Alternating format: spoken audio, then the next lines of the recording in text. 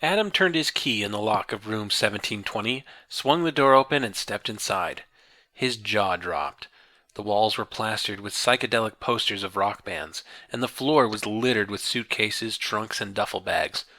Lying on one of the beds was a slim, dark-haired boy, hooked up by means of a giant set of headphones to a portable stereo cassette recorder.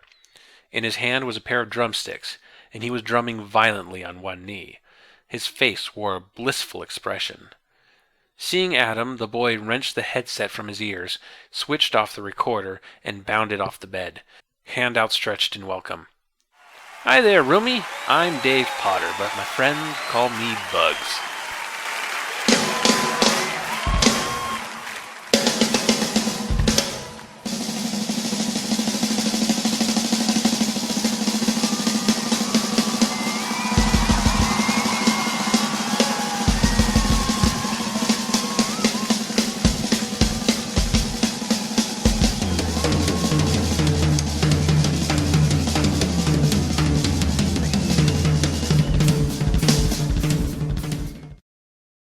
Ah, good, a book review. I can go back to pretending this channel is largely book-focused. Who is Bugs Potter was published by Scholastic in 1980, and is the fourth book by young adult author Gordon Korman.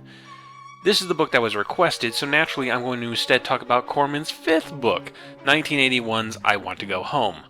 I Want to Go Home was a very formative book in my young life, having one of the first anti-authoritarian characters I ever came across in Rudy Miller, a poker-faced anarchist who pretty much took control of a summer camp through manipulation and protest. If my brand of anti-statist politics had a flag, it would be Rudy Miller's blank face with the words, "You have no soul," written underneath. I bring this up because in many ways, Who is Bugs Potter comes off as a test run for the ideas presented in I Want to Go Home. Both books took place in an artificial institutionalized young adult program that favored traditional values. Bugs Potter takes place in a high school band festival where talented high school musicians from across the United States and Canada get together to perform a classical music concert, while I Want to Go Home takes place in a fairly normal island-bound summer camp that hasn't changed in rule or substance since the 1950s. Both books have two main young male characters, one who is reserved and wants to participate in the planned activities, but winds up being led around by his bunkmate, a chaos-reigning outlier whose mere existence seems to warp things around him, despite him spending a large amount of his time just sitting in his bed, listening to rock music through headphones. Both books have a lot of silly physical comedy built into set pieces. Both books conclude with an epic finale and then a scene where the two boys say their goodbyes to each other and go their separate ways. Of course, that's all structure, and in the actual details the books are very different. We've already talked about Rudy Miller, but as the title asks, who is Bugs Potter? Well, he's certainly not a stone-faced saboteur like Rudy. In fact, outside of being an agent of chaos, Bugs is pretty much Rudy's opposite. Where Rudy is passively aggressively hostile to everyone around him, Bugs is generally friendly. Where Rudy is a Machiavellian mastermind, Bugs is as stupid as a bag of hammers. Where Rudy is eventually given some perspective on how he's affecting the people around him, albeit through what is basically an act of God, Bugs remains completely oblivious to the harm he is causing. If my bias towards which of these books I prefer hasn't already shown through, the end result here is that, despite him not actively seeking to harm anyone, Bugs Potter is a lot less likable than Rudy Miller, who is effectively the antagonist in I Want to Go Home. Bugs Potter may not be a mean person, but he has such a lack of empathy, a lack of understanding of other people's feelings and desires, a lack of respect for anything that falls outside of his range of interests. Frankly, he's just a bigger asshole than Rudy. Both of these books have a second main character, a boy who's bunking with the Chaos Bringer, kind of a patsy role, but the main difference here is that Rudy coerces but never forces this patsy character to come along with them. In Who is Bugs Potter, the patsy character, one Adam Webb, is forced into hijinks due to a bullshit rule that says whenever one roommate does something punishable, both roommates are punished, meaning Adam has to keep close to Bugs in order to avoid getting in trouble, though it proves impossible. "Hey, Adam, don't get undressed. We're going out in a few minutes." "No, we're not," said Adam quietly. "Boy, oh boy, endomorph. Man, we are lucky. We're gonna have a great time." "I said we're not going." We'll need to look older, Bugs continued, reaching for his Itachi case, so that we can get in. Do you want the mustache or the beard or the all-in-one? You're not listening, said Adam slightly louder. I'm not going, and you're not either, because I'm responsible for you. Blame it on me or blame it on Darby. Either way, we stay right here. I'll take the mustache I wore last night, Bugs decided. It's never let me down before. He looked at Adam critically. For you, I recommend the beard. You have sort of a young chin. With this beard, you'll put on 10 or 15 years easily. Don't try to pretend I'm not talking, said Adam. I'm sorry, I really am, but it's too risky. We can't go. Bugs fixed his mustache into place. There, that's perfect. Hurry up, Adam, it's time to leave. Who is Bugs Potter? Bugs Potter is an awful human being. It would be one thing if he started off this way and became a better person over time. In fact, the plot seems to scream for somebody to learn something. Bugs Potter is a rock drummer who's crazy into heavy metal, and he somehow finds himself as part of a classical music program playing percussion. How did he ever get involved with this program is a complete mystery. He's a good drummer. In fact, his drumming skills are described in a way that sounds borderline supernatural, but he has zero interest in what the program offers. From learning the music to going to all the field trips to museums and historical locations and operas and ballets and zoos. Emo Phillips would fit in with the Hells Angels more than Bugs Potter fits in with his program. But that's your conflict right there, right? The clash between classical and heavy metal? A cultural war between old art and new art? If done right, that could be a really interesting idea for a book. In my opinion, it's not healthy to dismiss either old art or new art. Understanding old art can give you a grasp of the foundation of where we are now. We can map out the ebb and flow of ideas as they change from generation to generation, and we can rediscover old ideas and make them new again. This whole channel is pretty much a dedication to old art. Understanding new art helps us find where we are right now. It's fresh and exciting, and who knows what's right around the corner. Neither classical symphonic music nor modern rock music have more or less artistry behind them. They are simply separated by time and ideas. But no, the book doesn't make that case. Or any case, really. It'd even be something if Who is Bugs Potter took a stance one way or the other, either being pro-classical and anti-modern or vice versa. I'd disagree with it, but at least it could make a case for itself. As it stands, Bugs Potter, the pro-modern stand-in, thinks classical music is slow and boring, while Adam Webb, the pro-classical stand-in, thinks heavy metal is just repetitive noise. The classical stuff is never even commented on by the characters in detail, while the heavy metal bands we see in the book are what I think are supposed to be low-key parodies with weird names like Endomorph and Manhole to China and Spoon Rest. And they all have these flashy stage shows that would be goofed on a bit more successfully 4 years later with This Is Spinal Tap. So we have characters that don't change and themes that aren't used. What else does this book have to offer? Well, how about a crappy supporting cast of characters and an aggressively repetitive plot? See, the Bugs Potter and Adam Webb story is really only one half of the book. The other half is a weird jewel heist story. Okay, bear with me. There's this actress, Bibi Lene, and she's in town to promote her new movie, staying at the same hotel as the orchestra kids. In order to get more publicity, her publicist, Claire Tanner, more or less forces Bibi to wear the Felucci Emerald, which is rumored to be cursed. Elsewhere in the hotel, there are two bumbling thieves, Ralph and Barney, who are looking to steal the emerald. Ralph and Barney are the typical stupid crook characters. If they wore prison numbers on their chest, they'd pretty much be members of the Beagle Boys. Bibi Lene is the oddest character the book has to offer. First off, she seems to be an older model of movie star than you would see in 1980. The fascination on jewelry makes her seem more like an Elizabeth Taylor in the 60s type than anything else, though even then, the emphasis on using specific bits of famous jewelry as publicity is lost on me. Did that ever happen? And if anything, the publicity here is people waiting to see if Bibi will suddenly burst into flames by the Felucci Emerald cursed. Bibi on Fire might be an improvement, because considering all her movie titles are things like Redhead in Arabia and Redhead in the Orient, she strikes me as the kind of actress that only signs up for the most offensive, racist shit Hollywood can provide. She'd probably jump to the chance to be an Ishtar. But we haven't even gotten to the weird thing about her, because Bibi Lene is a phony, but not really. That's the only way I can describe her, because, well, listen to this. "Baby, get a hold of yourself," Claire commanded. "That emerald is worth $4 million. You can't just throw it out a window." "All right," said Bibi, calming down silently. "Then I'll give it to you. Here, it's yours. I wish you joy of it." "Don't be ridiculous. The Felucci Emerald can belong to only one person, Bibi Lene, the glamorous movie star." "Yeah, and that's why Brenda Lifschwitz doesn't want it."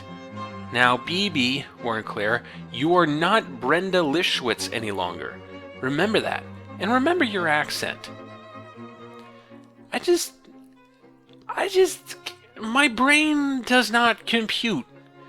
At first I thought Brenda Lifschwitz was like maybe a body double of Bibi Lene for security purposes, but no, she's a fake movie star who actually acts in movies.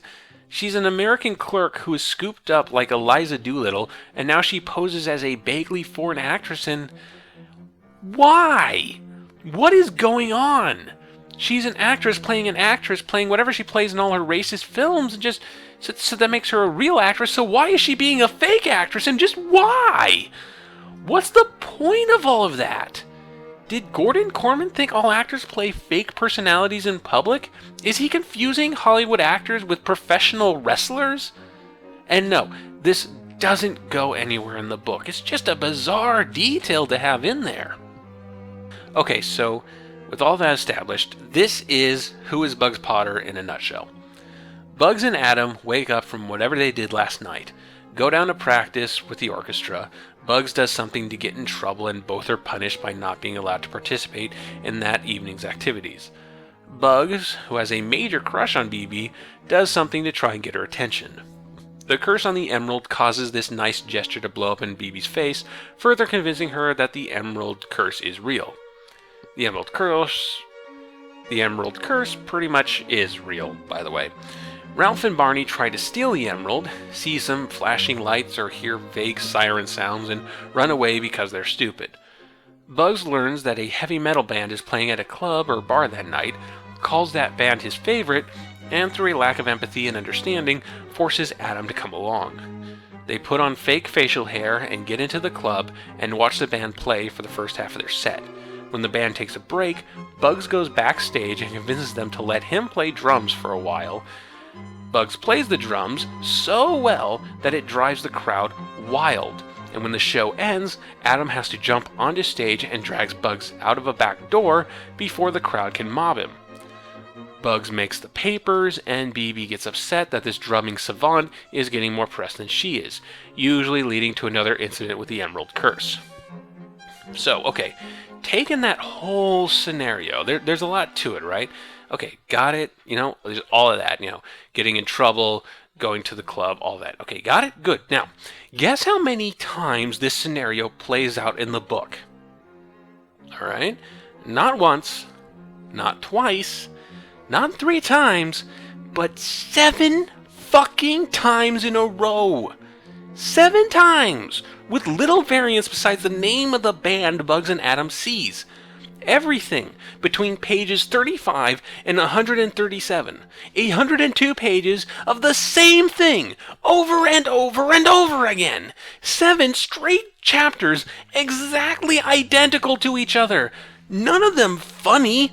All of them starring a selfish, unlikable dickhead of a main character, lusting over a bizarre, nothing satire of a movie star, and going toe-to-toe with baddies with less personality than the Putty Patrol. This book is a chore to read. I'm sorry if anyone out there is nostalgic over it, but there's just nothing enjoyable about this. So how can it be that in just 1 year, Gordon Korman went from writing this dreck of a novel to writing one of my all-time favorites? What in his life changed between writing Who is Bugs Potter and I Want to Go Home? Well, for one thing, he became a legal adult. See, the author of Who is Bugs Potter was only 17 at the time. Gordon Korman was born in Canada in 1963 and grew up in a period when literature aimed at younger people tended to rely less on genre fiction and more on slice of life. albeit with a lot of variance in terms of realism and attitude. From the gentleness of Beverly Cleary to the frank discussions of sexuality in the works of Judy Blume, from the historical hijinks of the Great Brain to the modern hijinks of the Mad Scientist Club. In contrast, the business model for young adults changed dramatically in the 1980s and into the 90s. These slice-of-life-style stories were found more often in monthly released pulp series like The Babysitter's Club and Sweet Valley High, and there was a heavier emphasis on genre fiction. But it's from this older tradition from which the works of Gordon Korman was born, because, well, he didn't have any other model to work from. Gordon Korman wrote his first book at the age of 12 while in 7th grade. And it wasn't just a kid copying over his Superman comic books with the names changed, or rewriting episodes of Johnny Quest to include you and your friends. Not the shit I did when I was in 7th grade. No, he wrote a book from the ground up. The story goes that Korman's English class was being taught by a track and field coach, and having no idea what he was doing, the guy told them to work on a project and turn it in at the end of the year. Basically, write a book for a grade. When your grades are on the line, you can't just half-ass it, so Korman put in the time, and the end result was, this can't be happening at McDonald Hall. A lot of the structure found in Gordon Korman's early output can be found here. The troublemaking duo lead characters, the stuffy institutional setting, slightly exaggerated set pieces, you can find them all in This Can't Be Happening at McDonald Hall. It really falls more into the hijinks side of the young adult literature at the time, more tales of a 4th grade nothing and less Are You There, God? It's Me, Margaret.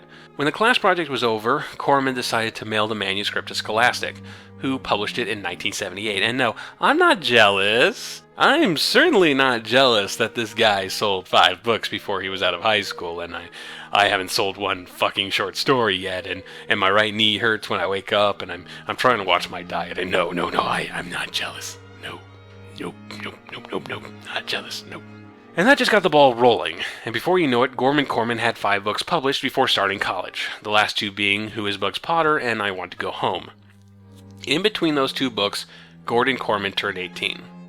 Well, here at the Pop Arena, we love to speculate to almost dangerous degrees, so let's put our bullshit caps on and see where it takes us. One thing that's interesting about the relation between these 5 books is that Who is Bugs Potter is kind of an outlier in terms of how much respect it has for its setting. The first 3 books, the initial McDonald Hall trilogy, have troublemaker characters that try to game the system to get what they want, but the characters actually have a lot of school pride and respect for their education. In the 3rd book of this series, Beware the Fish, the main characters actually try to save the school from closing down. I Want to Go Home is critical of summer camps, and the 2 main troublemakers don't really respect those in charge, but the book itself is actually very empathetic to the adults tasked with handling Rudy Miller. And while they're not deep in any meaningful character way, all the authority figures have their own unique personalities, in defiance of Rudy's taunt that they're all clones. So we have 3 books written by a teenager in school that show respect to its school setting, and we have a book written by a newly legal adult that is sympathetic to its adult characters. So why is Bugs Potter the odd one out, with its poor attempts at celebrity satire, hard rock parodies, declarations that classical music and art are boring, goofy cartoon villains, and basically no adult characters worth 2 shakes of a lamb's tail? Well, we are talking about a 16-year to 17-year-old here. I cannot say what Gordon Korman's young life was like at the time, but I can tell you what mine was like. I thought Mad Magazine was the coolest. I rented the early Kevin Smith movies all the time, and I thought Bill Hicks was really profound and funny. If The Amazing Atheist was around back then, I probably would have enjoyed his stuff.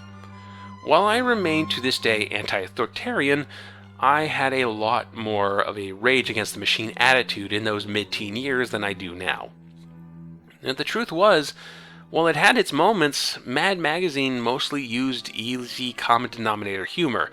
Kevin Smith wasn't even speaking to my generation, and Bill Hicks would do things like spend 10 minutes to tell Jay Leno to go kill himself because he did commercials, not exactly the most graceful of comedy.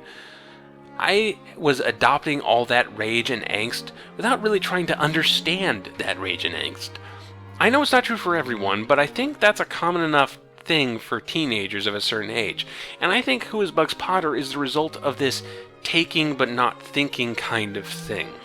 If anything, this is what makes Who is Bugs Potter a book worth looking at all. On its own, there's little I can recommend here, but it holds a unique place in the Gordon Korman bibliography, a bit of raw tissue that connects Korman's childhood writing to his college writing. If you're going to read it after the first 3 MacDonald Hall books, and immediately follow it up with I Want to Go Home, is the best possible way to experience this material. And really, how many books are out there and professionally published that were written in a kid's angsty teen years? If anything, this everything is stupid romp is more true to that period growing up than J.K. Rowling's trying to remember what it was like and make her characters all mad and stuff. Hey, Rowling's got a rag of riches things going for her. Maybe there's hope for me after all. No, I'm not jealous. I'm not.